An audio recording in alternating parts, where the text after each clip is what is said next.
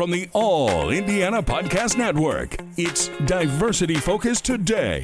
Now, here's your host, Rickie Solid Gold Clark. And welcome once again to another edition of Diversity Focus Today. I'm your host, Rickie Clark, along with our reporters on the scene, Dr. T, Tammy Harris over there, and attorney Mike Murray over hit side. So, and of course, our great director-producer, Alan Hall. You can't see him right now, but he's at work making things happen for us. Okay, we've had so many things that have occurred, and you know, what can I say other than the fact that remember to register and vote. We constantly want to pound that. Go follow through. And follow through. And it's not, you need more to do. You register, but you got to follow through when election time comes and vote. Please. Everybody's life may depend on this. And bring your kids. Let them learn early. Oh, yeah. Dr. T had an interesting story in one of the episodes where she shared that she woke up one morning and maybe not feeling it, but her son said, "Mom, we have to go vote." His first time, 18 years old, he was ready. I was like, okay. Let's go vote. Waited all your life. And my daughter was excited about voting. My son was not too much into it until I had to talk to him about what that meant. And especially for us, you know, it was like, people died for your right to do this, kid. Right. Now, yeah, so let's go vote. Yes. Hit it and quit it and be the best that ever did it. And that's even interesting because the comments that all these things that's been going on, anonymous posts on the comments was talking about voting in order to save America's last dying breath. Yeah, that was the post that you received, and so obviously our listeners and our viewers are becoming more and more involved. Can you summarize that statement? This person was saying how the current GOP, he used the word they a lot, and he a lot, which is President Trump, is really draining out the middle class and taking away the money that we fed into the government for services. For our health, for our medical, for our veterans, for our teachers, and how it's just being depleted to feed the higher end of the population, the 1% of billionaires and so forth. And he was going on and on about the different examples and how it's being guised as debt and fraud. You know, the words that scare you to want to take action, but there really isn't, because they are the man in the mirror of delivering the debt and the fraud. So he said the only way to deal with this is to go vote, all caps, VOTE, before we lose our last dying breath as America. No. Well. So I'm wondering, what does the last dying breath for us listeners and for you all look like? Do you feel it? Do you... Is it exasperation? Is it desperation? Is it confusion? Is it happiness? You know, we know how it feels in our own selves and watching loved ones go through that process of passing over or dying. But what about our country, seeing it and being on it and falling? Well, and we've never had this occur before, only because of this president. So he's trying to do everything he possibly can, number one, to stay in office, number two, to maintain that Congress continues to be controlled by the Republicans, and anything and everything, basically he throws up everything to the wall and see what's going to stick. And he's constantly using these executive orders that, you know, really don't mean nothing. Don't mean anything other than the fact that under his administration, maybe, but you know, the things that he does, he gets challenged by court, by people filing lawsuits. Oh, yeah. Mike, you would probably know tons and tons a day. Well, what we're seeing as far as a pattern here is the current occupant of the White House is really trying to expand executive authority. Some people would say he's trying to change the presidency into, you know, a kingship. But he is pushing the boundaries to see what he can get away with. I think he is quite comfortable with the fact that he's got these people he appointed to the Supreme Court that are going to back him up and allow him to expand the powers of the presidency. The issue, or an issue associated with that, would be, he's not going to be the last president of the United States. Right. What happens when the next guy or the next gal gets into that office, and what do they want to do? Although some other people would probably argue he angles to be the last president of the United States, to be the permanent president of the United States. He did make some comments about having another term after this one.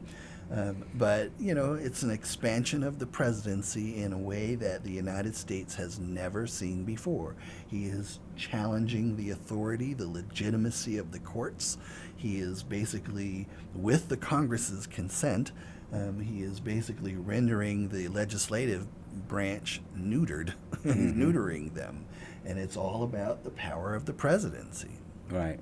Okay. Well, what can we do? The redistricting plan, that's one of those things that's an effort. But Indiana is considering that. I think we talked before in a previous show about J.D. Vance coming here and talking to Governor Braun about redistricting Indiana. Indiana's solidly Republican with the exception of two districts. Two districts, that's it. What are those? Indianapolis and Gary, Hammond, and up north. Yeah. Gary, Indiana, Hammond, Indiana, East Chicago, that particular area up north. And he got pushback, though, from Republicans about not really wanting to go down that slippery slope, as you would say. Yeah, there's some pushback from the Republicans here in the state of Indiana. So we don't know what's going to transpire on that at this particular moment. I'm curious, too, why people push back on that idea. I didn't hear anyone say, I'm going to push back on the idea of redistricting in Indiana because it's not fair or it's not the right thing to do. I heard people say, I'm going to push back on that idea because we don't need to do it. Indiana's already a red state. Yeah. So but it turned blue. It's a nuance. But didn't it turn blue with Barack? It turned blue with Barack, yeah. But, then the other thing is some of the legislators they've heard from their constituents that said, look, let's not push the envelope. You've already got the lead in everything as far as this being a red state. But if you keep pushing, then those that are allowing us to become and continue to be a red state might flip the script. Right. See, and you do. You still have the opportunity to vote what you want to vote. Yeah, you can say you don't have to vote because the GOP says vote for us. Right. You can flip the script. You can vote for whomever you feel comfortable with. And right now, they're not doing anything for us here in the state of Indiana, just like they're not doing anything for us in the United States. We've got a president that would get an F in foreign policy. We've seen that here recently with his meeting with Putin, his daddy. Putin, yeah. And so... They said he was calling to ask permission or to get feedback from the meetings he was just having with Lewinsky, with the Ukrainian president, wasn't he? Like he called after he met with them, he went back and made more calls to Putin. Well, when they had the European Union that came with President Zelensky. Zelensky. And I'm glad that they came. That was a great backup because, Trump has a tendency of trying to manipulate. Right. And it's hard to manipulate when you've got 7 other folks there that are hearing it. Yeah, part of the European nation. And so, well, after that last visit to the White House, they came Zelensky and Trump got into a shouting match. We go back. So do y'all get that from them showing up and supporting him? Is that another sign of America is dying? That I certainly think it is. Okay. Because America, based on our chief foreign relations person, the current occupant of the White House, we are ceding our role as a leader in defending democracy. And what we're seeing here is Jens Stoltenberg, who's the president of the NATO. And then President of France, Macron, other people are basically stepping into the void that used to be occupied by the President of the Right. United States in defending democracy. Right. Yeah. And So- they are And he- saying, listen, we cannot allow an aggressor to snatch territory and then we endorse it with a ceasefire deal. Right. They're After the saying fact. no. Right. Yeah, they're saying no. We are going to stand with Zelensky and protect and promote democracy. That used to be the United States. So would they standards. fight President Trump or turn against us if we still No, I side think- with Putin? I don't know. They're not going to go along with it. Right. But they're They're not going to resisting it. Right. So I at mean- what point is that? Yeah. It's- Well, he's already dissed some of them. That's by what I'm this, saying. By It's this already tariff, there. by this again at 25%, right. that and the 50%. they already on- reorganized and Yeah. trading the value of the American dollar is down anyway. Yeah. So it is So- dying. So the people getting together, alliances yeah. are now against us. The money going down is against us. Well, Divided. I liken it to a heart attack or something. You have a heart attack, and the muscle the of the heart symptoms. gets damaged. Then the body kind of reroutes veins and arteries Yeah. and whatever. It reroutes to go around the obstruction Yeah. and form a different way of surviving. And I think that's kind of what the country or what the world is doing now. They realize that the United States is not going to be the world leader anymore, that they can't rely on the United States for democracy protection and defense and for their own economic interests, so they are finding ways around us. Right. Sure. So in that sense, I guess I would say, That's another that's sign. an indication of America's dying breath. We And- are taking a back seat willingly to world affairs. And I'm wondering, like you were mentioned earlier, Mike, if someone come in and take this place, whether it be a Democrat or whoever, they have to go back and redo. But at what point what do we keep? What could we take away from what Trump is doing to add on what we used to be? Because obviously, the system wasn't strong enough to support what we were doing to have what we have now. So something was fractured in what America was doing anyway. I don't think it just happened. It was just, I think Trump was maybe tapping the glass to see where the broken pieces are and filtered on that. So I'm wondering, what do you believe, or you, Ricky, to say what was fractured enough that has to be fixed within the Democratic or any one party to make it better with what he's doing and how to regain ourselves from, as other countries are kind of like going their separate ways. That's a big task for whoever coming up. Yeah, it is huge. And I'm not sure where the starting point is, except I would say, there's an old saying about, divide and conquer. Which is what's happening. Exactly what's happening. That is what Putin is doing. That's the foreign policy he's using to break up NATO, divide and conquer. He saw a way in with the current occupant of the White House. But domestically, we are a fractured people. And I think the current occupant of the White House saw something that he could manipulate. I'm not one of those people that always goes and says racism, but, I think there was an issue in race relations going back to the election of President Obama that Trump tapped into, and here we are. Yeah. His favorite people are the uneducated. He So said that. people- I love the uneducated. Right. So educating yourself, being able to speak and research makes Well, you now, stronger. I don't understand why people aren't offended by that, because basically what he's saying He is, called I them love stupid, too. stupid people Right, he called them. because I can manipulate you, Right. But Well, they don't know. I mean, whatever.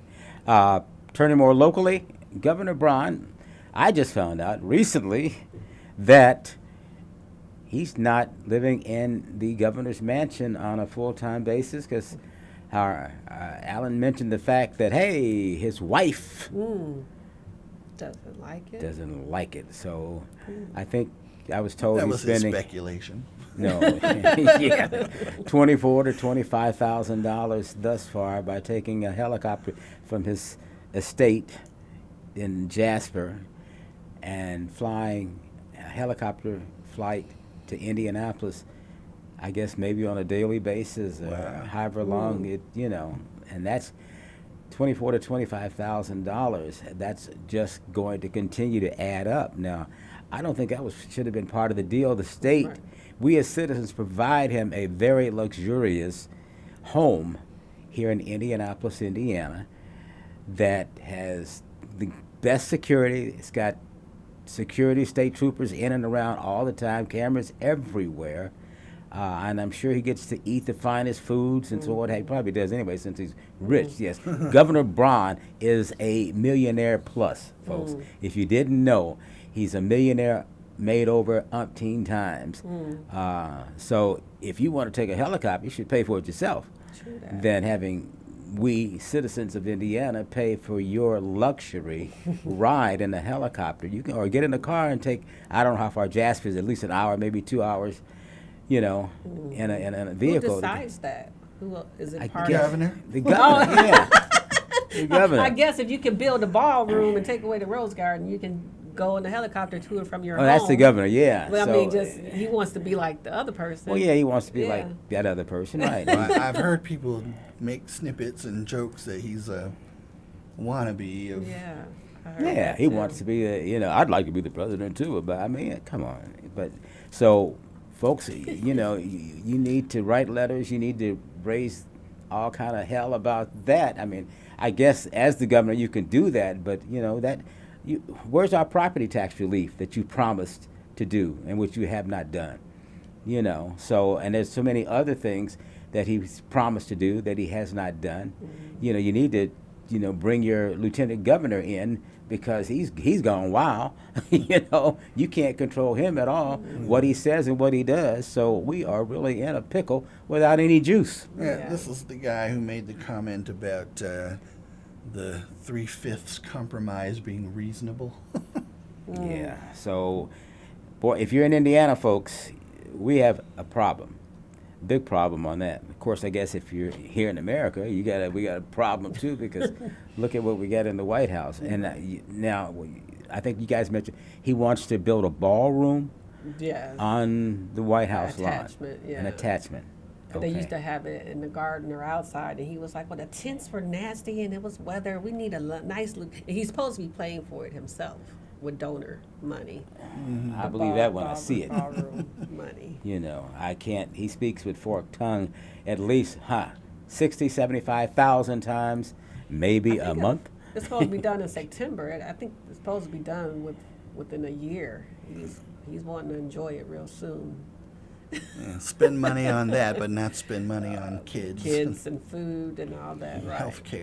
Healthcare, with the SNAP program, all those programs that he's doing his very best to eliminate. So. And I even read somewhere where I don't know if it was one of his sons. Yeah, I think it was one of his sons that has said that because banks turned away from Trump, he had to go into crypto type of that money and stuff. So, anything about that? Why did banks? Well, I know if I was a bank, I wouldn't loan him anything. He's bankrupt at least 5 times. So he make his money in other coins. What is it? Well, that and his Truth Social, which I guess he owns 40% of that or 41% of that. And he's making money left and right. He's the only president, and I'm not saying. Maybe I should say he's not the only president. I'm sure maybe other presidents have made money, but not significant amount of money or right in your face, I'm making this money. I don't care what you think or say. He's using the auspices of the presidency to promote his private money-making interests more than anybody. Him and his family, any other person who's ever occupied that office. And it's blatant. Yes. Here buy a Trump phone. Trump Bible, gym shoes. Yeah. I mean, some gold shoes. Really, he's turned that office into a marketing arm for Trump products. And Congress seems to be all right with it. Of course, Congress, is, the Republicans hold control in the House and the Senate, which we have the opportunity to change that with the midterms coming up in 2026, November of 2026. Remember that date, November of 2026. And I would imagine. Is it 11th, the actual day, or the 12th? I don't know what date it is. It used to be the first Tuesday. Yeah, first Tuesday. First Tuesday in November. But that's when we have the opportunity to change that. to remove the Republicans and put the Democrats in control. So and I think that's again what people are asking. Okay, they're in control. They kind of have been in control. What's going to be different? That's yes. haven't. What I just said. I need them to verbalize. We see what Newsom.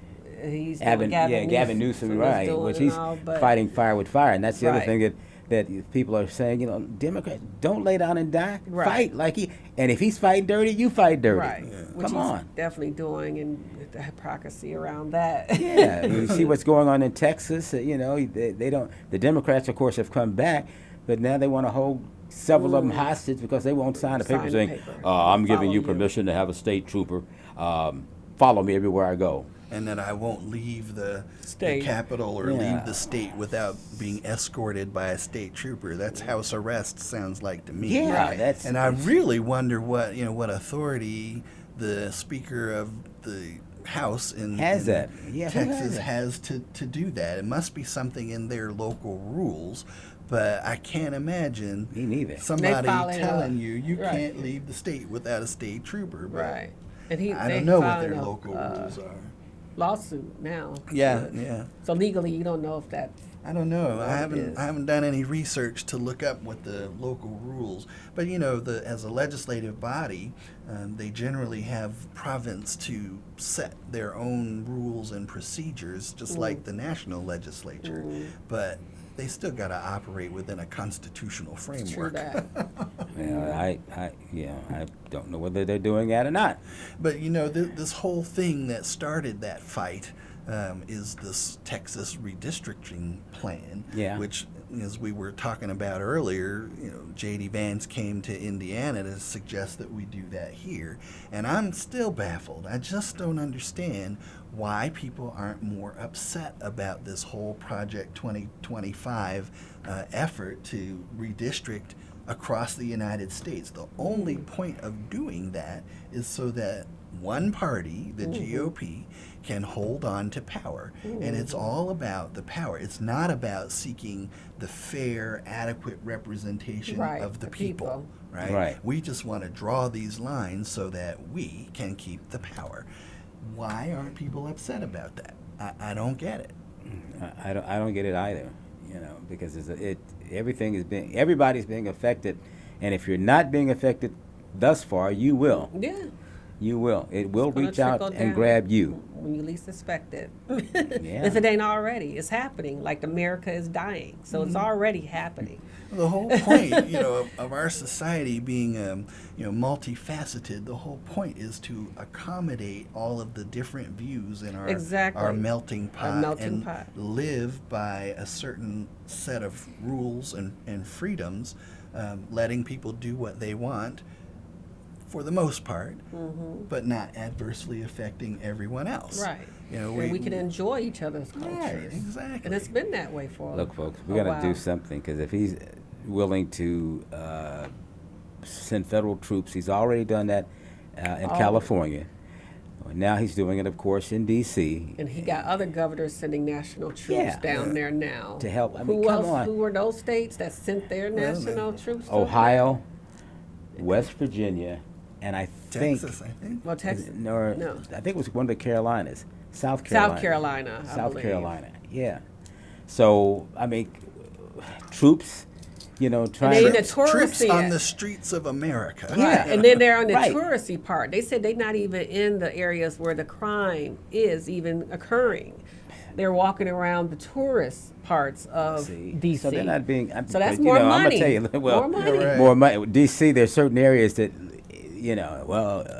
and then I can't see a lot of the folks, especially hardcore criminals, going to do anything that this administration says, orders, or whatever. They would give them the finger, give them that middle finger. Somebody threw a sandwich. This one man threw a sandwich at him. Yeah, and they arrested him. Arrested him for charging that's going to be thrown out of court. Well, that's assault for a sandwich that he threw on you. Come on. Tell him to get out our neighborhood. Yeah. That's what he's going on, folks. I think he's waiting for that unrest, like they did on Cause a problem and then say, oh, we need troops to Right. fix this problem we caused. Right, but they're creating a problem, Yeah. but this problem's not really there or happening. Yeah, so it's- we got to make the change. We've got to do, and we've got to be aware of what's going on. You know, I go back to since we're based out of Indiana, this Governor Braun taking a helicopter and spending our tax money, $25,000 thus far, to go from his home in Jasper, Indiana, to here in Indianapolis, Indiana, where we have always provided the governor a luxury house, you know, and the prime everything, the best of the best in everything. And it's my understanding and I'm just call it out. I was told because his wife doesn't like it, and she don't want to be there. Well, then resign from being the governor. I don't think Resign from being the Melania governor's wife. in the White House, do she? She don't live there. No, Melania? yeah, right. She stays in Florida. Right. So Right. once again, Enough of Braun is that following Washington nonsense. Yeah. following Trump. You know, your wife didn't. Okay, well, let me do the same thing that you're doing. And you had something too. What did you have to share? Oh, think yeah, it's I was about- just talking about the 14th of August was the National Navajo Code Talkers Day. Okay. Celebrated every year on the 14th. And in case people out there don't remember, since we have had this assault on diversity going on in this country, the Code Talkers were Native American Navajo Indians who served in the Marine Corps in World War II. Okay. And through use of their language, they were able to help the United States send coded messages amongst the troops and the allies to help us win the war. Okay. And so, every year we pay tribute to the National Code Talkers, and I Okay. think there are something like maybe 2 of them left. And if I got the names right, one of them that's remaining is Thomas H. Beggy, and the other one is Peter McDonald Sr. So Okay. two war heroes that Thank you. contributed to the welfare and survival of this country and democracy. See that? I mean, and that should be lifted up. But we know the person, as you pointed, like in the White House, is trying to do away with things in the museum. But we'll have to carry that on in another show. So I don't want to get started on that, and we got to go. Never We gotta go. ending. What else? Tell us Yeah, more. So anyway, we got to go. So remember, it takes both black and white keys of a piano to play the Star Spangled Banner. Amen. Amen. Amen. And amen. And with that thought in mind, we are now going to leave you, and we'll see you next time around on Diversity Focus Today with our team right here. All right, we'll see you. Bye-bye. Yay.